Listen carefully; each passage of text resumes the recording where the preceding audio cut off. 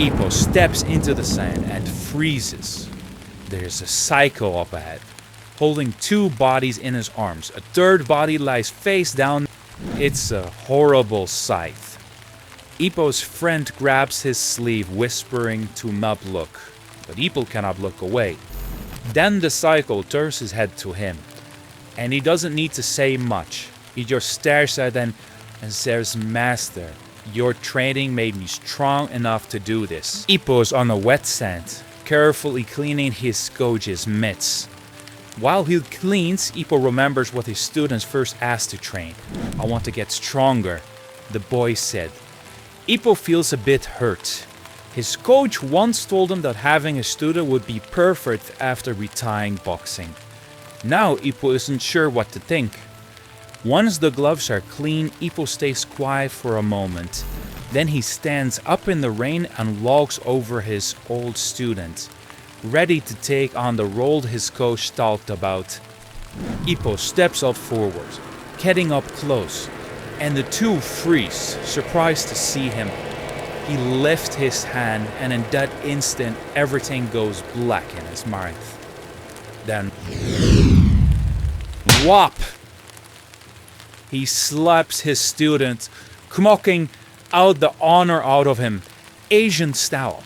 The kid flies back, rolling across the sand. Finally, landing flat on his back, out cold. Round 1, KO by Ippo, his first after his tough loss. He lies on the shore like a stranded whale, blood on his face. His friend rushes over, checking for a pulse. For the heartbeat, Ippo's own heart freezes. Ippo stands there, stunned, can't believe what he's done. "Call an ambulance if he starts snoring." He tells him that it is okay to go home, but inside, Ippo's guilt weighs heavy. He's filled with regret.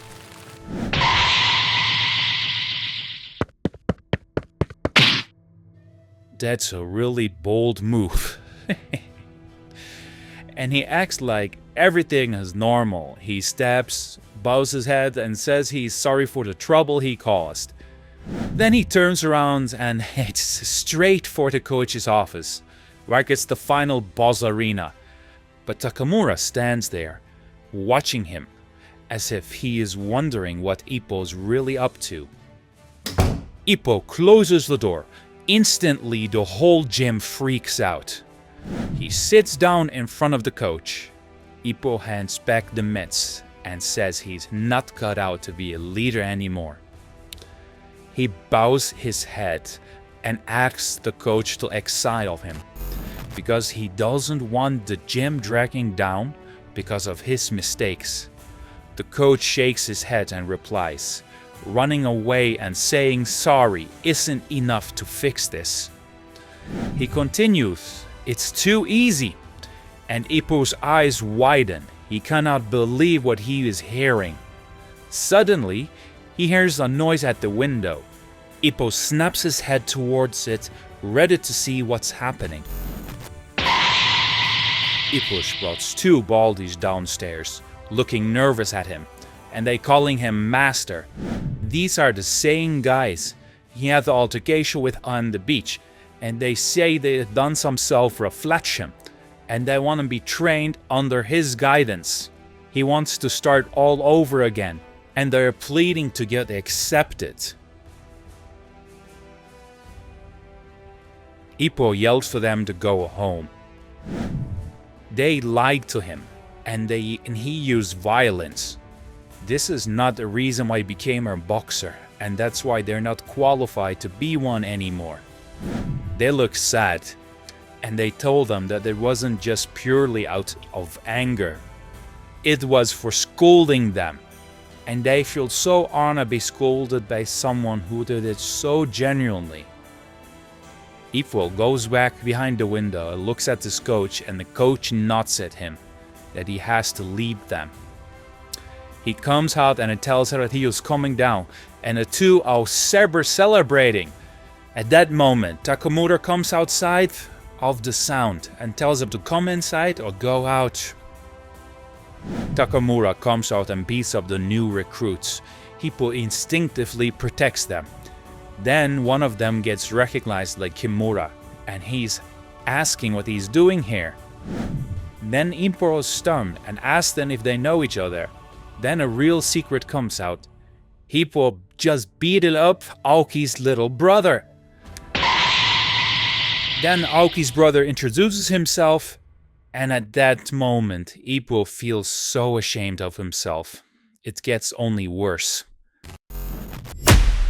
Strong jab from Ippo, but he's thinking about how he did it before and how to change it now. He punches again, right through the door. His mom hears the noise and wonders what got him fired up so much. He looks through the hole and sees the damage. Then, like a real man, he grabs a poster to cover it up. Ricardo Martinez stares down from the poster, making Ippo feel stronger. Martinez is the champion Ippo once idolized and aimed to become. But suddenly Ippo wonders if he truly aimed for him. He quickly writes a note so he won't forget. Ippo continues writing, thinking about how every fighter used their jab. He compares different boxers and how they work that punch. Most fighters use their left to keep opponents at a distance, controlling the range. For Ippo, his left was always getting inside. He asked himself if relying on that was a huge mistake.